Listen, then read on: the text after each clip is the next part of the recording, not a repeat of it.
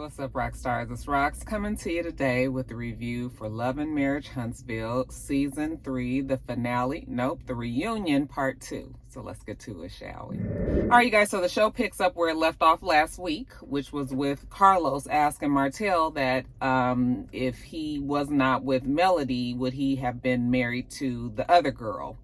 And Martel sits there for so long, I guess one of the producers must try to cue him in and answer the question. He never does. Don't be having anybody cue him in. Give him time. Let him answer. But I think Mel probably was very hurt that he wouldn't even answer that question. I mean, it's clear that Martel obviously loves that girl. Why he won't say it on camera is beyond me, but everybody knows that. Carlos says, well, the way that he saw it was that Martel was in love with two women and that Mel just was not enough. And Mel was like, oh, no, I'm not going to accept that. I'm always going to be enough. She just thought that Martel would choose his family. The fact that he had been with her for 14 years. Y'all gonna get me on them 7 years, honey. 7 and 7, 14. Okay. She said that they were together for so long, had these 4 kids. She thought that that's where his loyalties will lie. Because, Carlos, we were still enjoying each other. We were still going on vacations together. And we were having babies. I mean, I didn't just pop out 4 babies on my own. I mean, Jesus did not come and impregnate me. She said she was fully there with him and she was trying to work it out with Martel. She said even at one time that he had pulled his back out, he could barely walk. She was like, literally, he couldn't even get up the stairs. Okay, but once she finally helped him get up them stairs, he went into the bathroom. And she said she walked in the bathroom and here he was pulling out a second phone, trying to call old girl, I'm assuming. She was just like, oh no, you got a second phone? You got another phone? And she caught him red-handed. And she just basically said that she was believing whatever Martel told her, that Martel has a knack for saying one thing and doing another. She said Martel would tell her that it was done, that it was over, he wasn't seeing the other girl anymore, and she believed it. She was trying to have faith in her marriage. Now, Carlos, I think, could tell that he was really on Martel's bad side by this point. So he throws Martel a bone and says, well, you know what, in your defense, I can tell that you tried. Okay, I do believe for a fact that you did try. Do you guys believe that Martel tried to work his marriage out? I mean, we only saw what happened on camera. What we saw didn't look like he was trying, but maybe Carlos knows something different. But I think this segment hurt Mel a lot because she had to sit there and really face the facts and know that everybody else knew that Martel was in love with another woman. Okay, she said that it's clear that it was something deeper within himself, the fact that he couldn't commit to his marriage. And why wouldn't he just admit that? Well, yeah, he's not going to admit to his ex-wife that he was in love with another woman. Martel, again, just basically sat there throughout that whole inquiry, honey. He was not trying to say anything. All right, Kimmy, well, let's ask you. Do you feel like Martel is a manipulator? I don't know what exactly she said, but Kimmy and Maurice said that they feel like, Martel probably feels guilty about the feelings that he has for this woman. He knows that he's not supposed to have these feelings considering he's married, but yet and still, he still has them. Well, Maurice, Marceau, have you guys seen Martel in action with his feelings for this girl? Maurice says no. Marceau says yes. Okay. Oh, we getting for real now. Okay. I guess that bro code ain't all the way there. So, oh, you have? And Marceau says, yes. We all went on a guy's trip one time and the girl popped up. I said, oh, we putting it out there like that? Yeah, the girl popped up and it was clear that Marceau really loves this girl, and he's different around this girl. Well, how is he different? Well, he's more aggressive, I would say. I was like, aggressive? Well, what does that mean? I mean, is he fussing at the girl? Is he just more take charge? Maybe he feels like the girl is more submissive than Mel is. And that's the reason why he can be more aggressive is never, ever really a good thing to be when it comes to being in a relationship with somebody. What is, you know what I'm saying? Who wants to be saying, oh yeah, my husband, he real aggressive. What is that? So they didn't really expound on that, but that was kind of troubling. And Marceau just basically says that, yeah, the girl was around. He said that even though there was all this talk about, the guys knowing and how they weren't really trying to protect Mel and, they knew that Mel was their friend as well. They wasn't trying to help her out. Marceau said that he felt like he was protecting Mel, okay? that he told Martel, like, this is not cool. Like, you should not be in this. All right. So Maurice was like, wait a minute. I wasn't around when he, Maurice was like, don't be putting me in the middle of that shit. Okay. And Marcel was just like, well, so the jury is still kind of out on whether or not Maurice saw what Marcel saw, but yet and still the girl was around. So finally Martel, I guess, can't take it. And he was just like, you saw all that? Like when did you see all that? Oh, wait a minute now. You mean to tell me that she was around and everybody knew? He was out and about with her in Huntsville? That can't be right. I was the one that put it out there, right? Oh yeah, I'm the one that told everybody. No, Martel was out there moving that kind of messy where he didn't really seem to care. He was out on the streets of Huntsville with our girl, even though she was supposed to be a secret. Let Mel and Martel tell it. It was really weird, the fact that Martel couldn't say anything. I mean, he really can't say anything, but it also kind of felt like they edited out any responses that he might have. I don't know that for a fact, but it's just like, man, you ain't gonna try to defend yourself. I mean, I guess he really couldn't say anything. Now, the women, of course, are upset about the fact that this girl was even around their husbands and Martel, and nobody really said anything.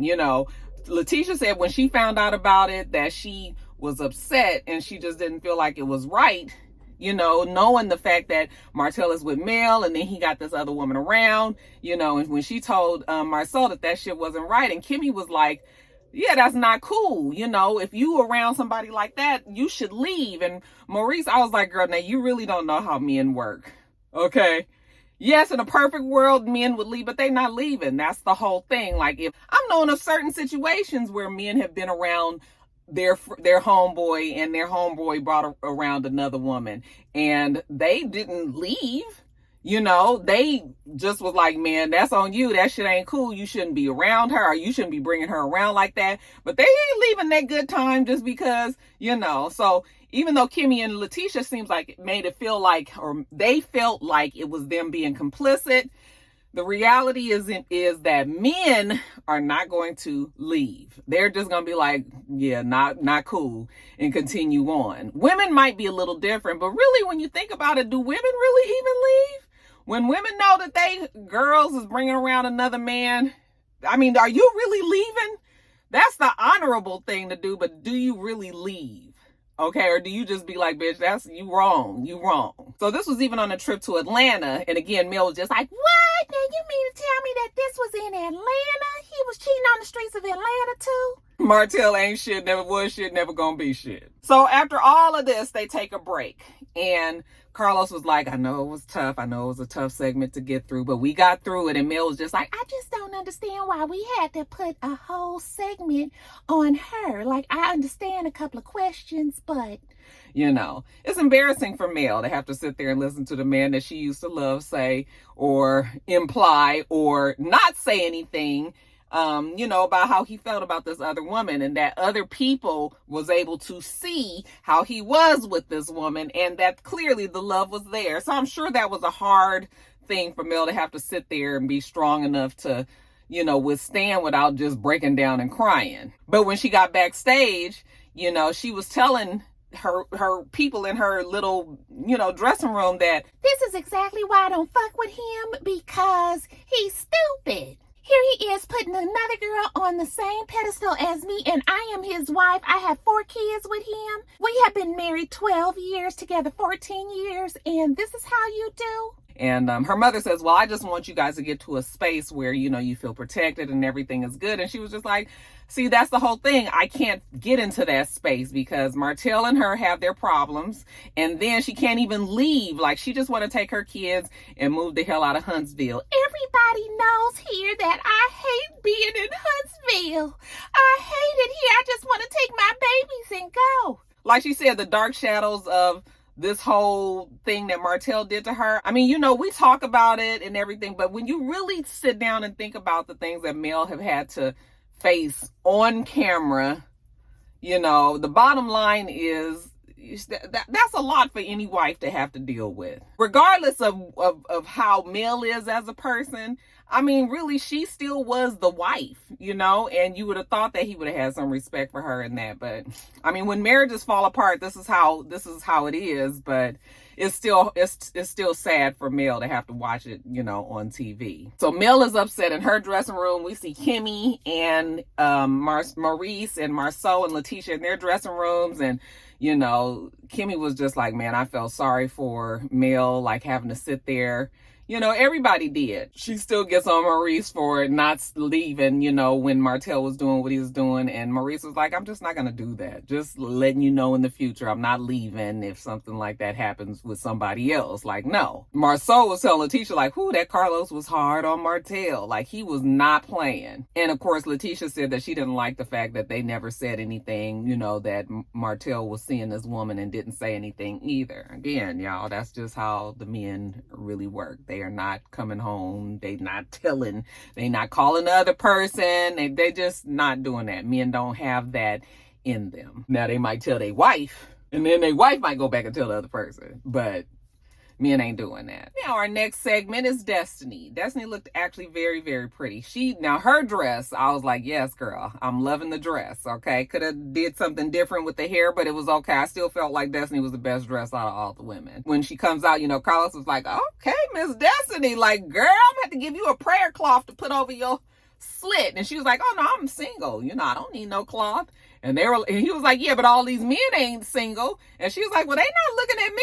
Yeah, she looked nice. Carlos said he was even willing to go half on the baby. He don't even like women like that. Carlos talks about Destiny and how when she first came on the show and she was excited, you know, being, you know, a newlywed and her and LeBeric and, you know, all of that. Then shit just kind of changed. And so then we see her package and how, you know, when her and LeBeric first came around and all the things that they had been through, and then how, you know, she ended up getting a divorce and remember the confrontation she had with Martel and all of that. Okay.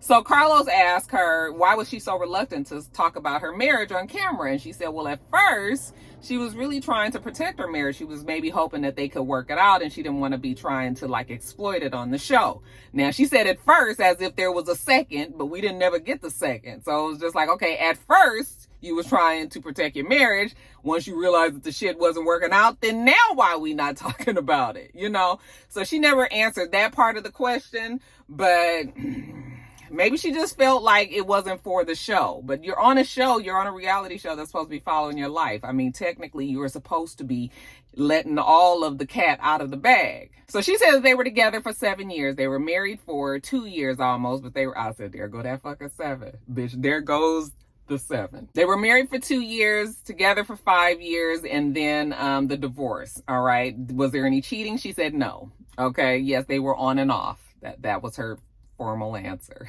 Okay. So then we talk about the confrontation that her and Martel had when Martel told her that, you know, don't no man want no mouthy ass woman. That's the reason why she was getting a divorce in the first place. Okay. So Carlos asked him about that and he was like, don't no man want no mouthy woman. Mel holds up she holds up the clown face. She has it on a little stick, and Carlos is like, "Oh, we doing emojis now." And then Martel was just like, "But why you bring up the clown emoji? Just what does that mean exactly?" Nigga, you don't know what the clown emoji means? Mel was just like, so you don't want a woman that has an opinion? You don't want no woman to speak up? Well, damn it, we want a man that can stay committed to their fucking marriage. How about that? Mel and Martel aside, okay, so LeBeric is the one that filed divorce, right? And she says, yes, after, 3 weeks after I had the baby, he filed for divorce. And Carlos was like, what? Did you guys know that? And they were like, no, we didn't really know that. Well, damn, the last name thing. This is an interesting conversation all the time, even with some of my friends who chose not to take their husband's last name. I just feel like, now y'all know Rocky is a traditional girl, right? I'm old school, so I have old school values and all.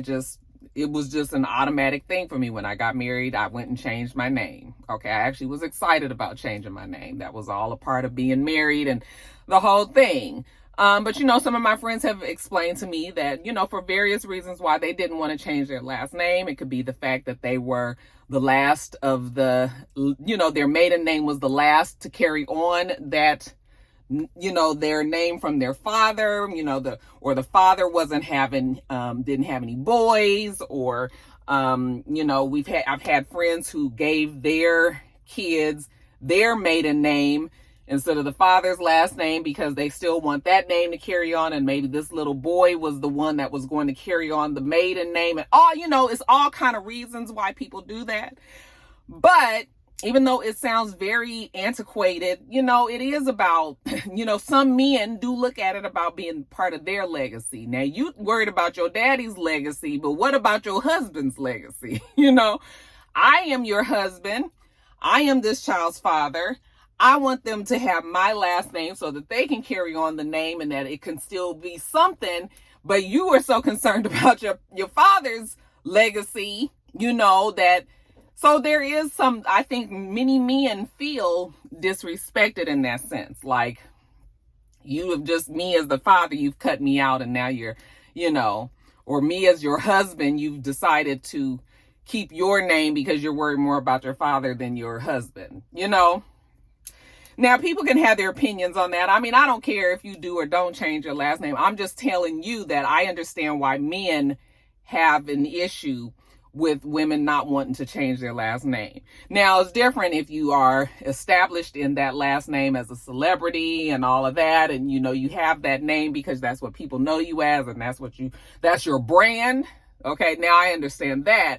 But I'm just talking about regular schmegular Joe Blow, who just a regular person who doesn't want to carry on their new married name. To me, it's always felt like to me, like you don't really have that much faith, not knowing if this marriage is going to work. So you're not all the way in yet. Like, oh, let me hold on to my last name because shit, I might be getting a divorce anyway. And why go through the trouble of changing my last name just in case I got to change it back? Now, that might not be what people think, but that's how I've come to think about it sometimes. And that's how, not even that, I've come to think about it. That's what some of my friends have said, and, so it's a controversial topic. It just kind of all depends on the person. Now, as time goes on, the new generations, it ain't about that. Now the woman is, the man is changing to the woman's last name, and they doing all of this, or they hyphenating so that they can keep both of the names. And I mean, it's fine. If that's what the times are saying that's going to be, then that's what it's going to be. But I'm just telling you,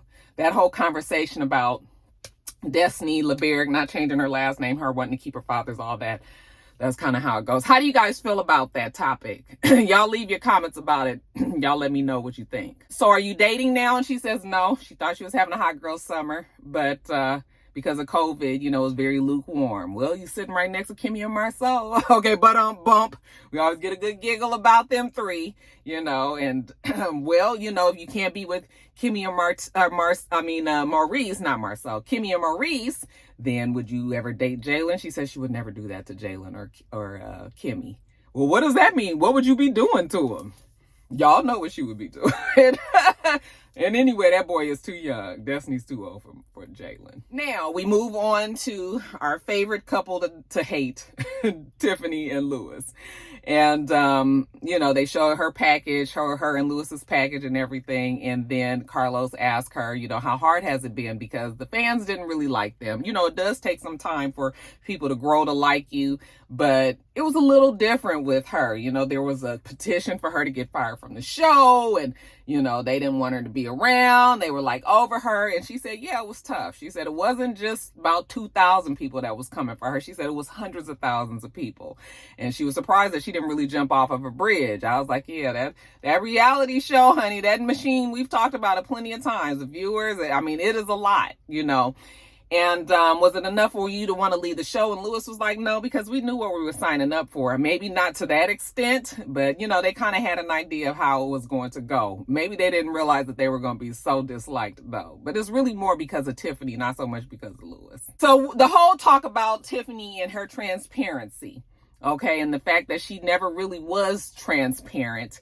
And Letitia was just like, well, I didn't know nothing about Tiffany, and she didn't really say anything, so I didn't even know her, and I didn't even know the questions to ask. Like, okay, so you say you was married, so what happened before?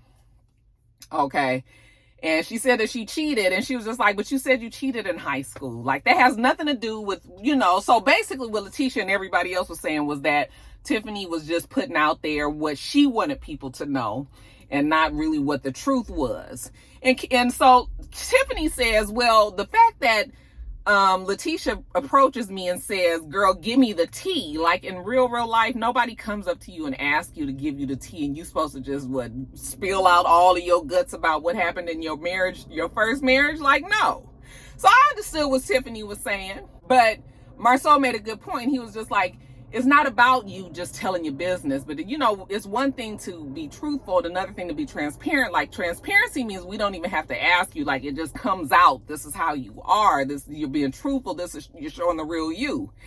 And they didn't feel like she was showing the real her. So Carlos said, so you felt like she was bullshit in the audience? And they were all like, yes. Well, are there things that you feel like you know about Lewis and Tiffany that they have not put on the show? And everybody was like, yes. But before that, actually, we talk about the whole situation with the kids, the whole situation with Monster. Maurice was like, I never understood why we were talking about kids in the first place. Okay, kids are off limits. Monster has nothing to do with anything that's happening on this show. And Kimmy says, yeah, and the thing was that she was really caught off guard. She said it's probably good that she was caught off guard because her and Tiffany would have really gotten off to a way worse start than they even did. But she was like, she just was not expecting Tiffany to be up here talking about what Monster did on the damn show. They didn't like the fact that she was talking about, these kids are talking about Monster on the show. Martel was just like, well, that's exactly how I feel about Miss Wanda talking about my kids. Okay, we not talking about Miss Wanda. And y'all see how they hurried up and stared it off of Miss Wanda? So I'm sure we're gonna get plenty of Miss Wanda next week. Or I wonder if Miss Wanda actually was in the I didn't remember seeing her in the previews for next week. I wonder if Miss Wanda actually is in this reunion. She has to be. Was she in the first part? So, of course, Tiffany made the apology for talking about Monster on the show and everything. And then Kimmy said, and she didn't like the fact that Lewis, when he was talking to Maurice, it was all apologies. I'm sorry, we shouldn't have done that and all that. But then when you got back around Tiffany, you was all on this rah-rah tip like he lucky I didn't get that shot. It's just sort of like, what did you mean? You guys had already admitted that you said it was wrong and that you were sorry, but here comes the but. You big and bad when you talking to your wife. I was like, girl, that was nothing but old macho man shit, like he better be glad, you ain't did nothing in his face. So what you saying to your wife really don't matter right now. Sometimes men do that just to feel tougher around their wife. So that's when Carlos asked, do you guys know things about Lewis and Tiffany that they haven't put on the show? And everybody was like, yes. And honey, Kimmy was just like, yeah, I heard that Tiffany got fired from the chamber. Okay. And Tiffany's face was stoned. I said, girl, you sure know how to keep a poker face. I mean, she didn't blink or nothing. Tiffany, is that true? And she was just like, no. I mean, it was quiet, but she still didn't admit to it. And they was just like, Kimmy's like, I got that from a good source. Like, they still work at the chamber. So I feel like maybe she's lying. But Kimmy's whole point is, but that's what I'm trying to say. The point is, if you don't want to put your shit out there and be all transparent, then don't try to put it on everybody else and say that we're not being transparent when you're not even being fucking transparent, and then Martel was just like, but it don't matter because ain't nobody on here transparent. You not transparent, and you not transparent. Okay, Martel was like, damn it, y'all done put all my business and shit out here, and why I get to be the only one's business being told? Ain't nobody up here had to go through what I just had to go through with Carlos earlier in this episode. Well, Carlos says, Marceau, when you see Lewis and Tiffany, do you see a successful marriage? And Marceau was just like, no, look, they've been married 11 months. Like, that's not no big deal. As a matter of fact, if you got a divorce in your first year of marriage, that would be very embarrassing. This is the honeymoon stage. Like, but the whole thing is, you can't tell me as a person who's been married for as many years that I have been, and then you've only been married, this has only been a success for you for 1 year. It's like, it's really nothing you can tell me. Okay. Don't come up to me trying to give me no advice. You were married and you got divorced. Okay. You are an expert on divorce, not marriage. And Lewis was like, there are some things that I can tell you, I can tell. And he was like, you can't really tell me nothing. There's really nothing you can tell me. Okay. It's just like somebody that loses 7 games and all of a sudden they say they know how to win now. So I was just like, It's true though.